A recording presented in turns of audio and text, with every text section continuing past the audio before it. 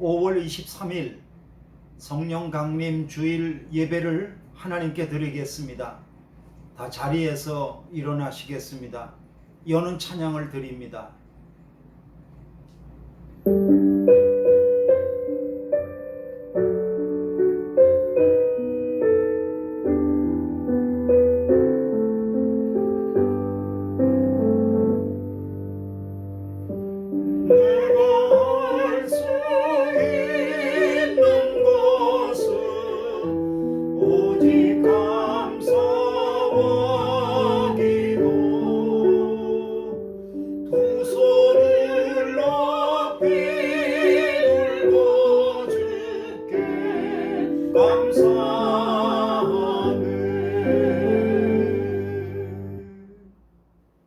말세에 내가 내 영을 모든 육체에 부어 주리니 너희의 자녀들은 예언할 것이요 너희의 젊은이들은 환상을 보고 너희의 늙은이들은 꿈을 꾸리라. 그때에 내가 내 영을 내 남종과 여종들에게 부어 주리니 그들이 예언할 것이라. 성령을 보내주셔서 예수님을 알게 하시고 나의 주님으로 고백하게 하신 것을 감사합니다. 성령을 힘입어서 하나님의 보좌 앞에 나아가오니 우리의 경배를 받아주옵소서. 예수 그리스도의 이름으로 기도하였습니다. 아멘. 찬송가 187장입니다.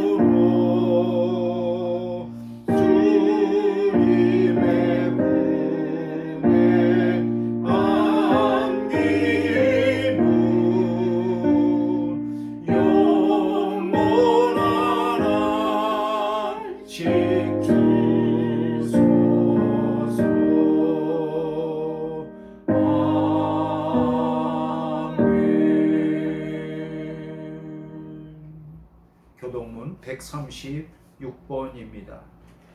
교동문 136번입니다.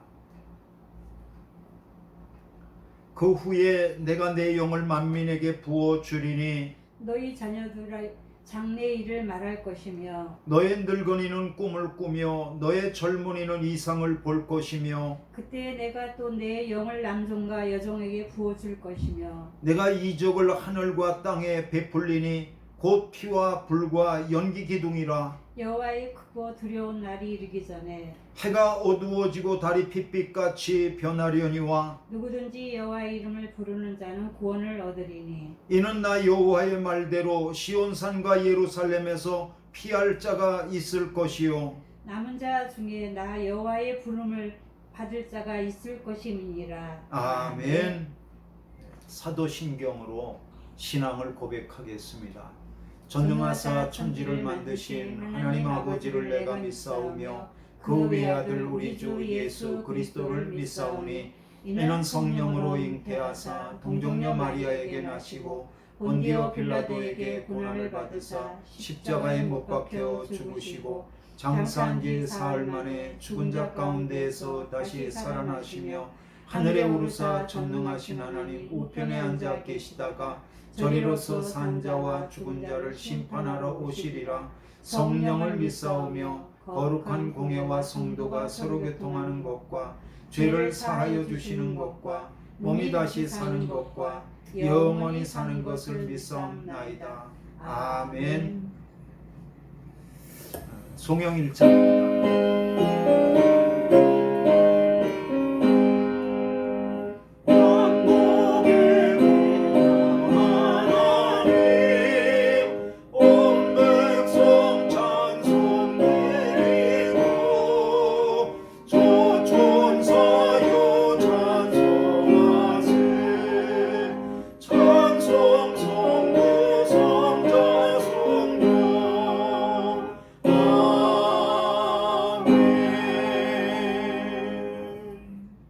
자리에 앉겠습니다. 이 시간에는 제가 기도하도록 하겠습니다. 아버지 하나님, 은혜와 사랑을 감사합니다. 오늘도 예배당에 나오지 못하지만 온라인으로 하나님 앞에 예배를 드립니다. 어느 곳에서 예배한다 할지라도 신령과 진정으로 예배하는 자를 찾으신다고 말씀하셨사오니 아버지 하나님, 그 찾으시는 사람 중에 제가 발견될 수 있도록 인도하여 주시옵소서. 아버지 하나님, 코로나가 길어지면서 하나님 예배당에 나가는 것도 자유롭지 못하고 또 자녀들이 특별히 집 밖에 나가는 것도 자유롭지 못하고 모든 것이 멈추어 서고 모든 것이 불안하며 또 언제까지 이러한 상황이 계속되어질지 알지 못합니다. 하나님께서 이 모든 코로나 팬데믹의 주관자가 되시오니 하나님께서 이 어두움을 벗겨주시고 우리를 불쌍히 여겨주시며 하나님께서 우리를 치료하여 주시옵소서.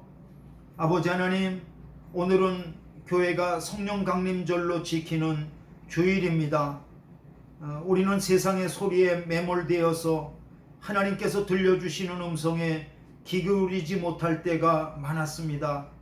눈에 보이는 현상과 세상에 들려오는 소식만 바라보며 하나님의 역사하심을 깨닫지 못하고 그저 불평하며 살 때도 많았습니다.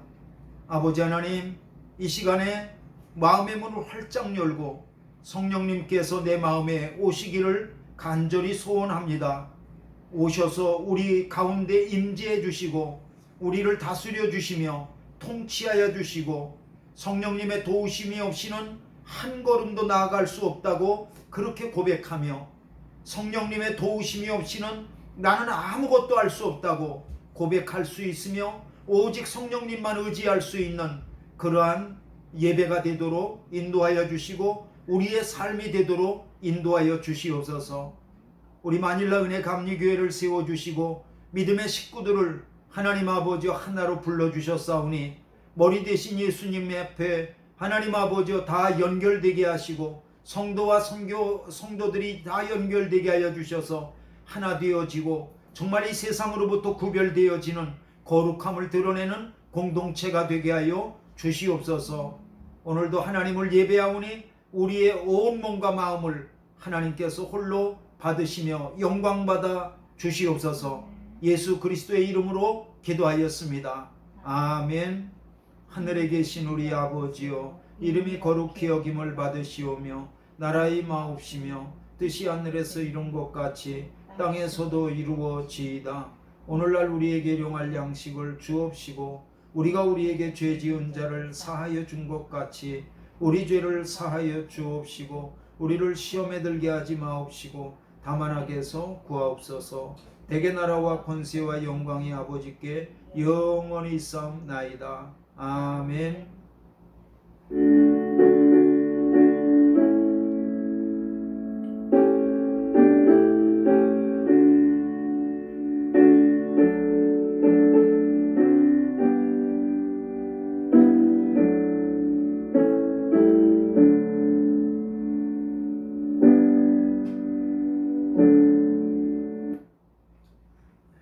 이 시간에는 하나님 앞에 드려지는 예물을 손에 붙잡고 봉헌 기도를 드리도록 하겠습니다. 기도하겠습니다. 하나님, 모든 것을 때를 따라 허락하여 주시는 하나님의 은혜를 감사합니다. 또한 하나님께서 베풀어 주신 은혜를 날마다 경험하면서 살고 있음을 고백합니다.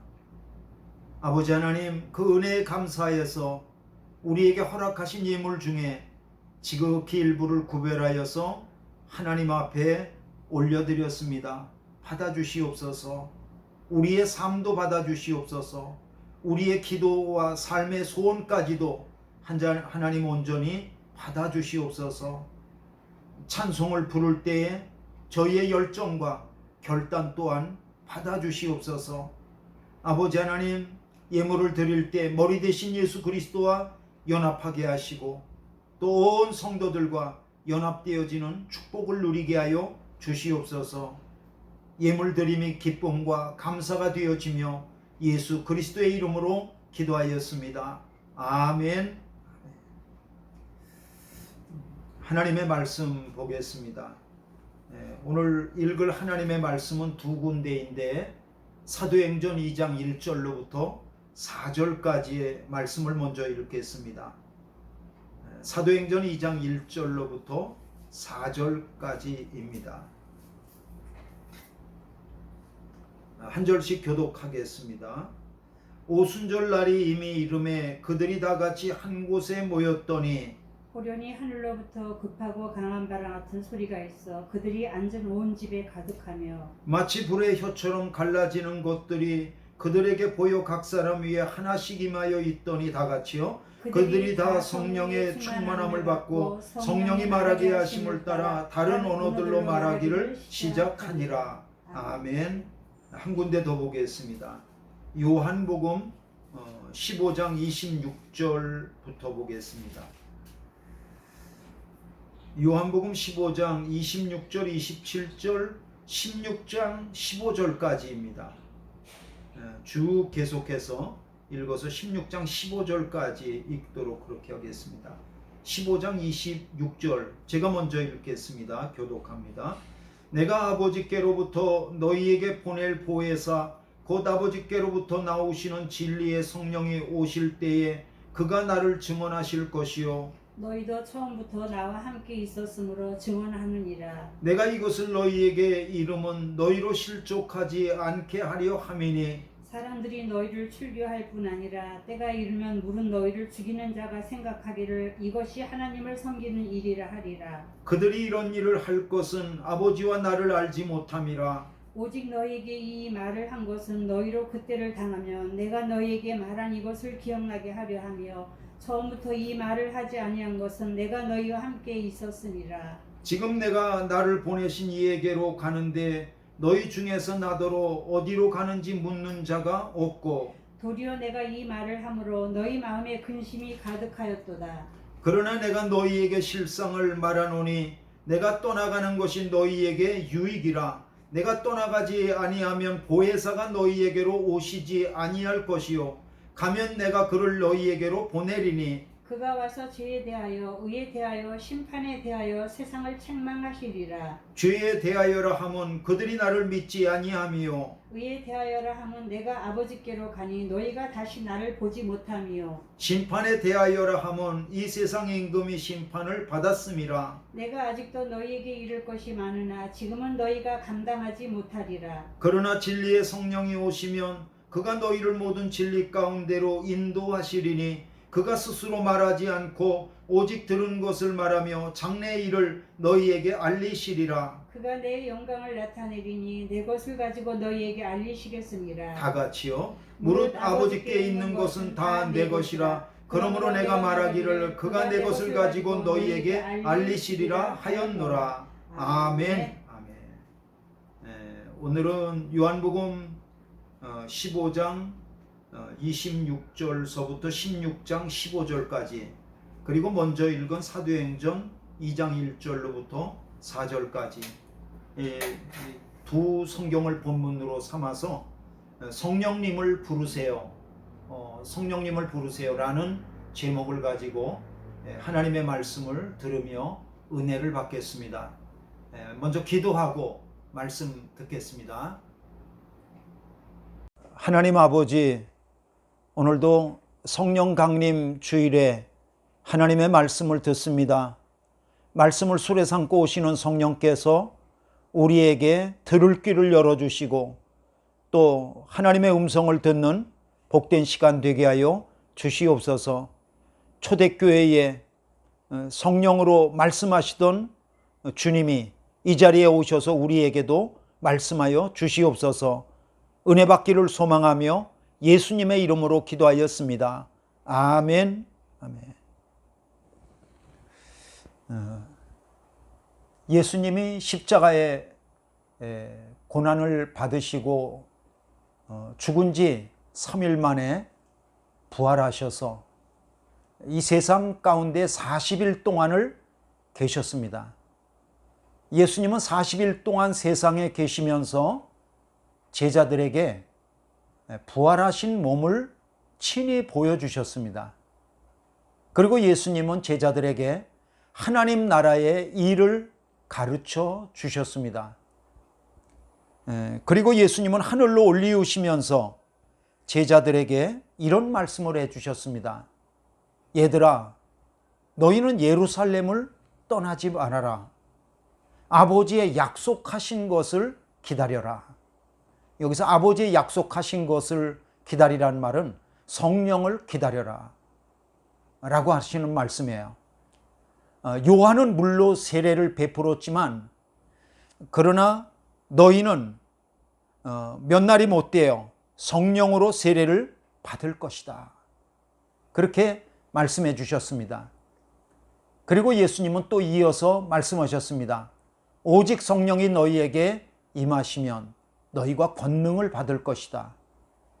너희는 예루살렘과 온 유대와 사마리아와 땅끝까지 이르러 내 증인이 될 것이다.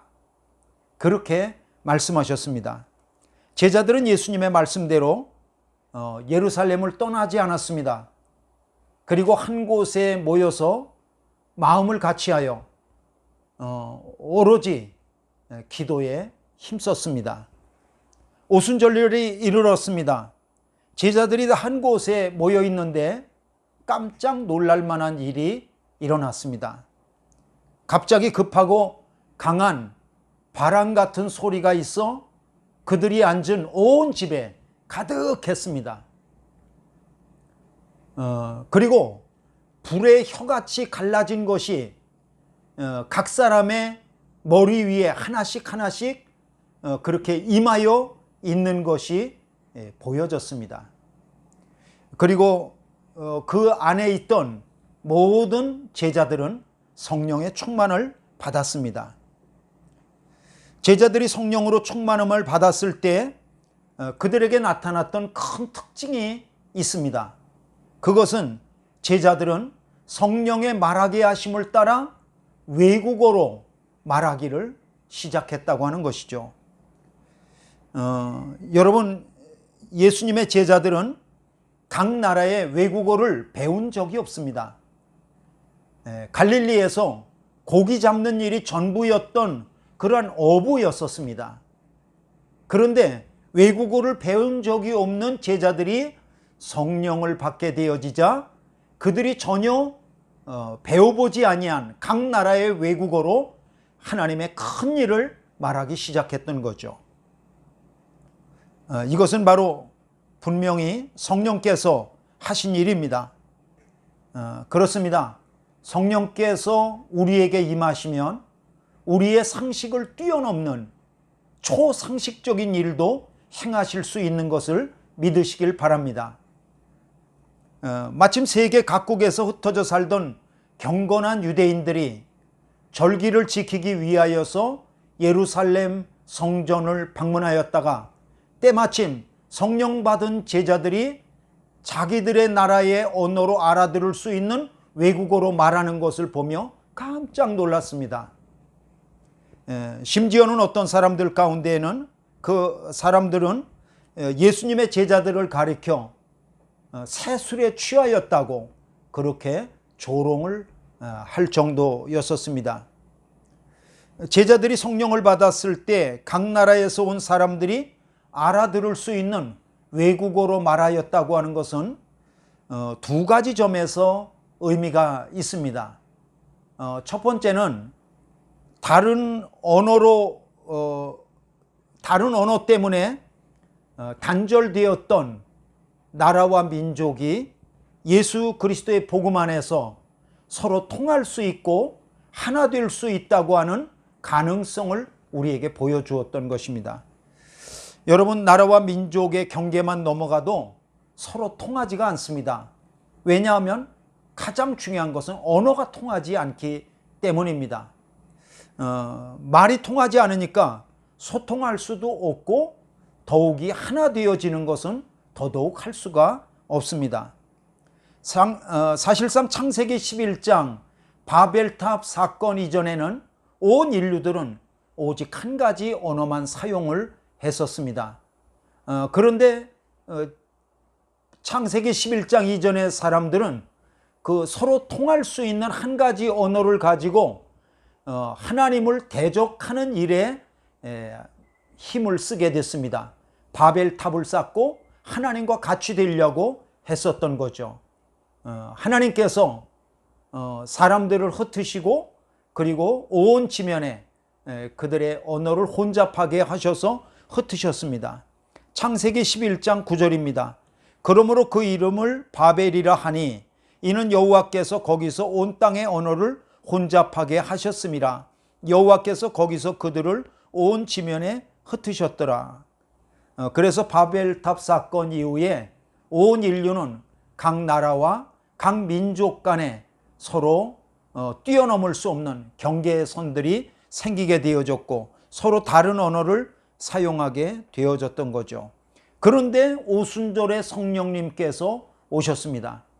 그리고 성령님께서 오셔서 제자들로 하여금 각국에서 온 어느 나라에서 왔든지 그 나라 모든 사람들이 알아들을 수 있는 외국어로 말할 수 있게 하셨다고 하는 것은 나라의 경계를 뛰어넘어서 민족의 경계를 뛰어넘어서 예수 그리스도의 복음 안에서 서로 소통할 수 있고 하나 될 수 있는 가능성을 보여주셨다는 거죠.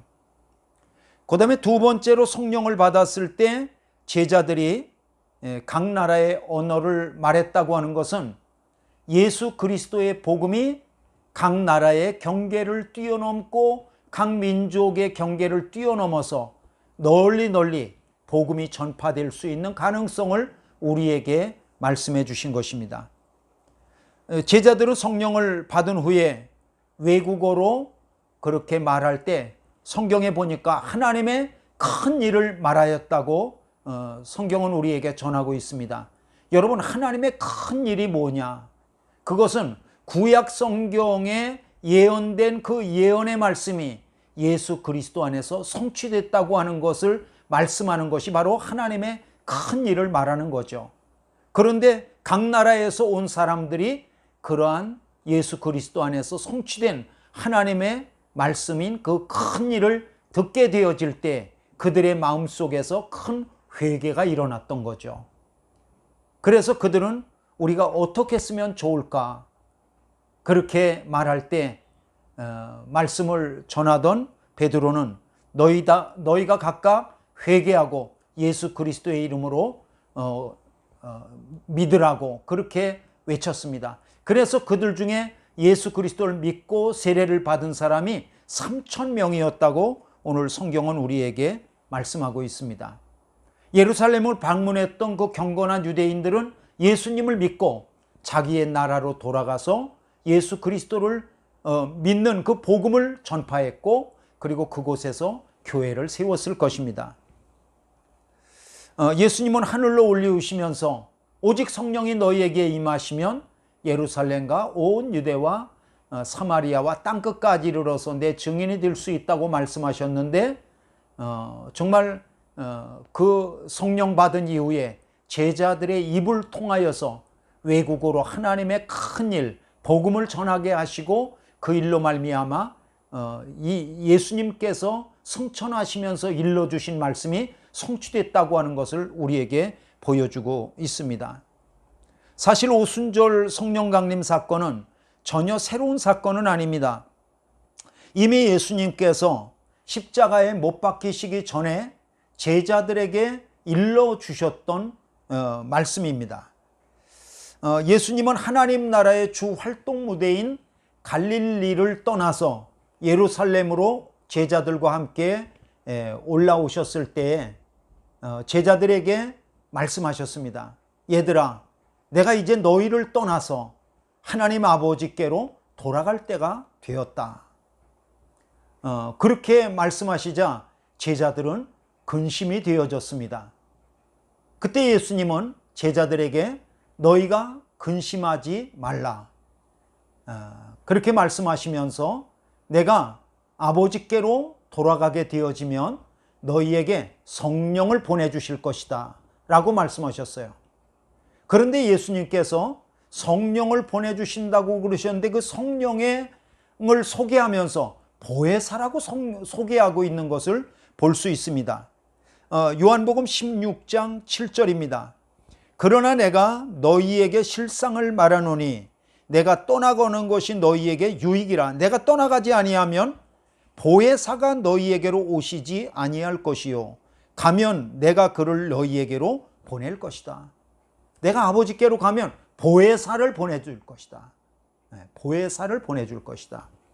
여러분, 예수님은 육체를 가지고 계셨기 때문에 시간적으로 공간적으로 제한을 받으실 수밖에 없습니다.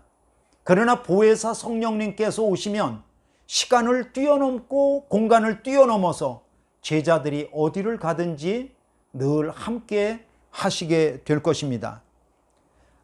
그런데 이 보혜사라고 하는 단어는 우리가 익숙하게 쓰는 단어가 아닙니다. 보혜사라고 하는 단어는 우리가 잘 이해할 수 있는 단어도 아닙니다. 보혜사라고 하는 이 단어는 성경에 쓰여진 그 헬라어 원어는 파라클레토스라고 그렇게 되어져 있습니다. 이 파라클레토스는 두 가지 단어가 합해서 되어진 단어입니다.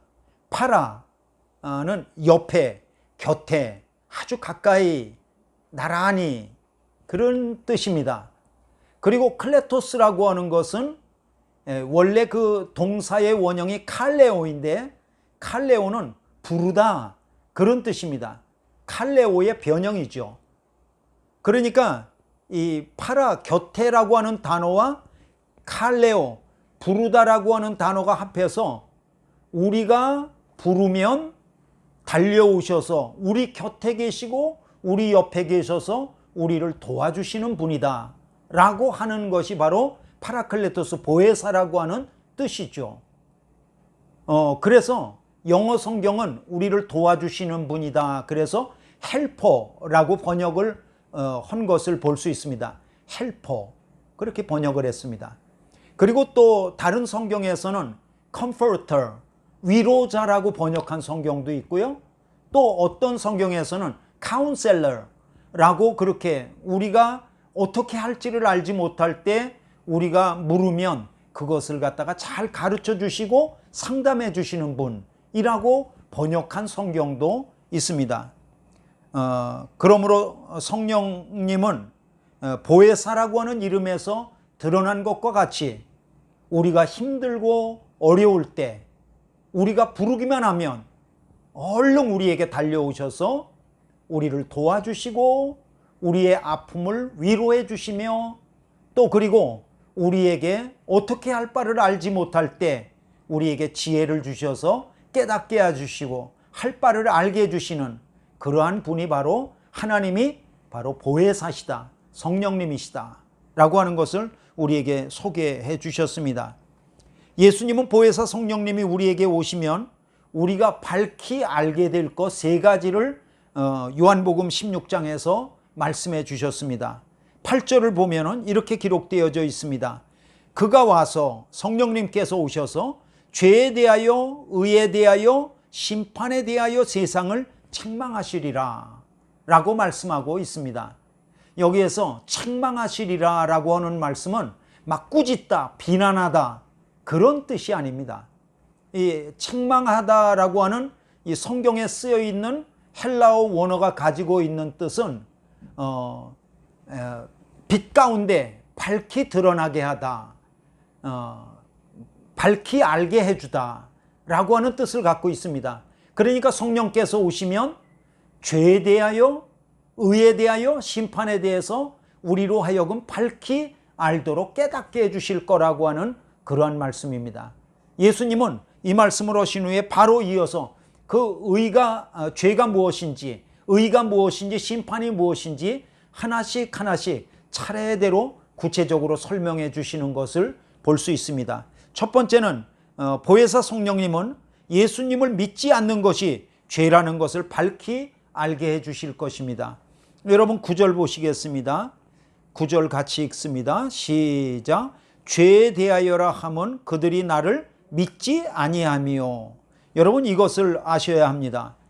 예수님께서 이 땅에 오신 이후에 만약에 지옥에 가는 사람들이 있다면 자기의 죄 때문에 지옥 가는 것이 아닙니다.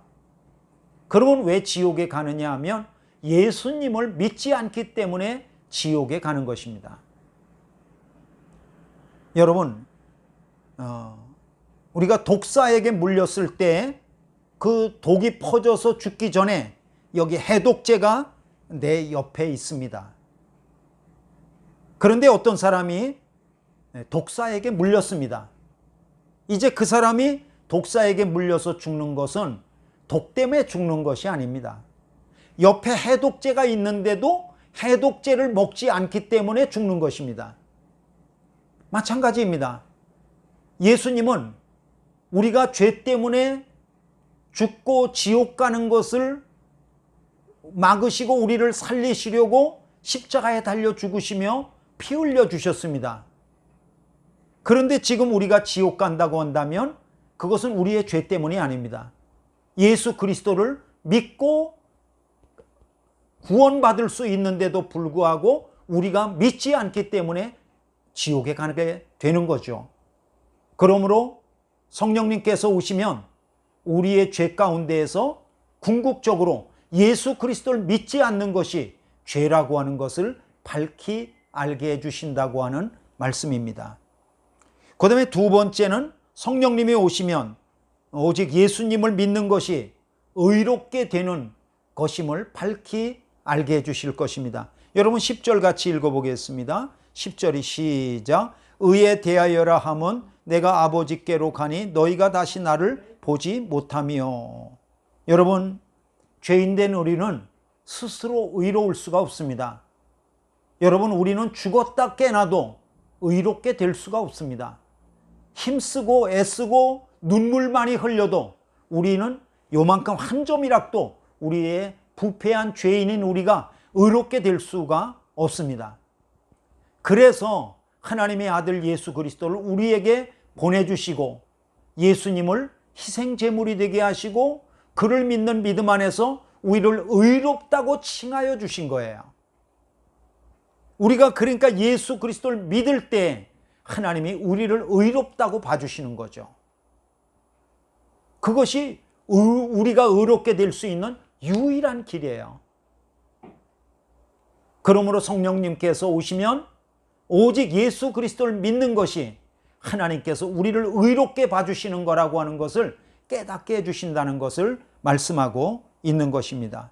세 번째로 성령님이 오시면 이 세상의 임금 마귀가 심판받았다는 것을 밝히 알게 해주실 것입니다. 여러분 11절 같이 읽겠습니다. 11절 시작. 심판에 대하여라 함은 이 세상의 임금이 심판을 받았음이라. 여러분 예수님은 마귀를 뭐라고 부르셨냐면 세상의 임금이라고 말씀하셨습니다. 요한복음 12장에 보면 예수님은 자신이 십자가에 달려 죽으시면 이 세상의 임금 마귀가 심판을 받을 것이라고 말씀해 주셨습니다. 요한복음 12장 31절로부터 33절을 제가 읽어 드리겠습니다. 이제 이 세상에 대한 심판이 이르렀으니 이 세상의 임금이 쫓겨나리라.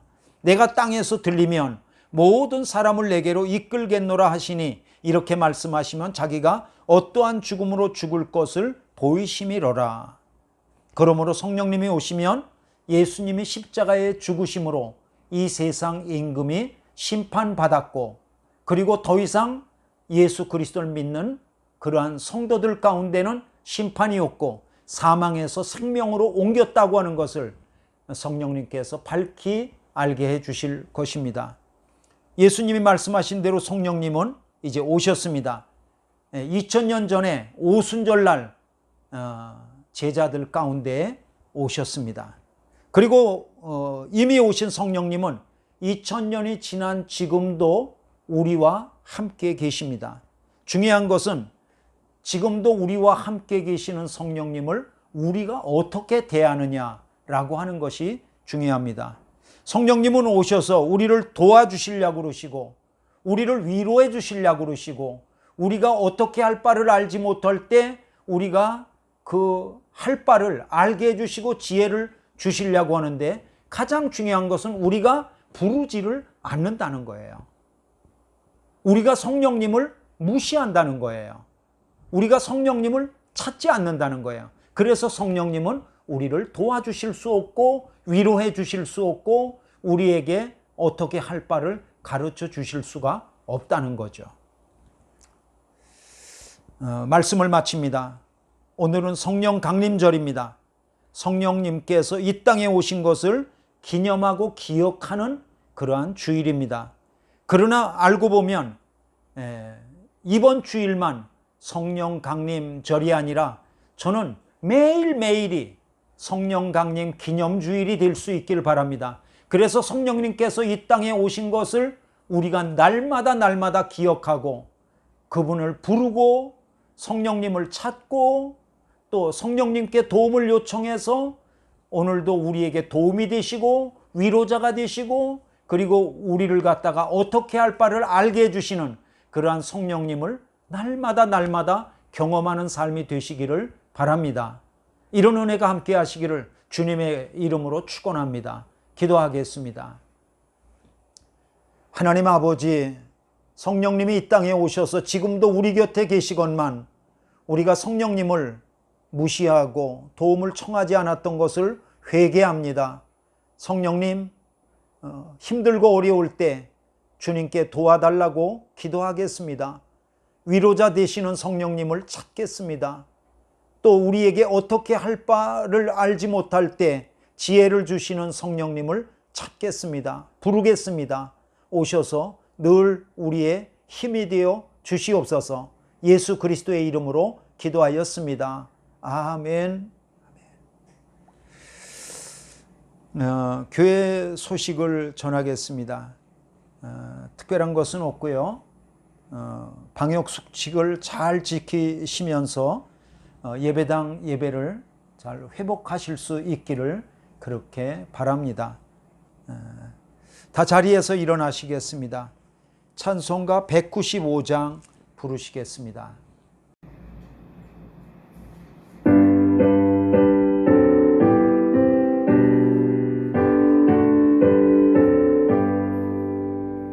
성령이여 우리 찬송 부를 때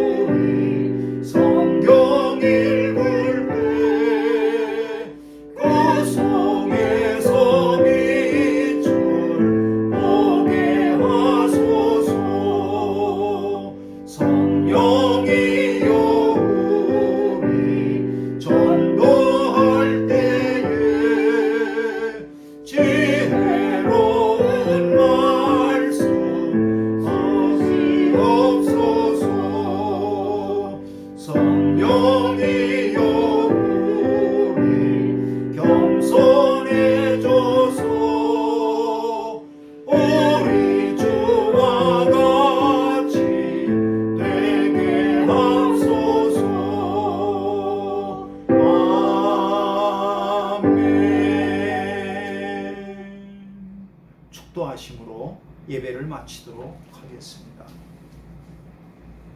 우리를 진리 가운데로 인도함을 받도록 보혜사 성령을 보내주시는 예수 그리스도의 은혜와 오늘도 우리를 여전히 새롭게 하시고 창조하시는 섭리로 다스려 주시는 하나님의 놀라우신 사랑하심과 비둘기같이 임하셔서 우리의 속사람을 바꾸시는 성령님의 은총이 도움이 되시고 위로자가 되시고 지혜자가 되시는 성령님을 늘 부르겠다고 결단하는 모든 성도들의 심령 위에, 가정 위에, 자녀들 위에 영원토록 함께 하시기를 간절히 축원하옵나이다. 아멘.